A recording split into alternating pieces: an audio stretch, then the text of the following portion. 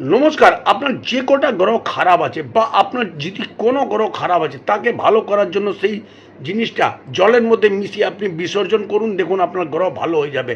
রবি গ্রহ খারাপ আছে তাহলে গুড়ের মধ্যে জল মিশিয়ে বিসর্জন করে দিন।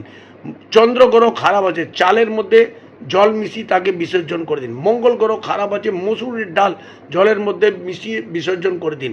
বুধ গ্রহ যদি খারাপ আছে গোটা সবুজ রঙের মুগ জলের মধ্যে মিশিয়ে বিসর্জন করে দিন। বৃহস্পতি গ্রহ যদি খারাপ আছে ছোলার ডাল ওটাকে জলের মধ্যে মিশিয়ে বিসর্জন করে দিন।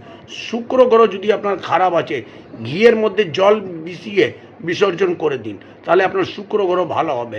শনি গ্রহ যদি খারাপ আছে তাহলে কাগজি বাদাম জলের মধ্যে মিশিয়ে তাকে বিসর্জন করে দিন, শনি গ্রহ ভালো হবে। রাহু যদি আপনার খারাপ আছে নারকেলে জলের মধ্যে মিশিয়ে নারকেল বিসর্জন করে দিন।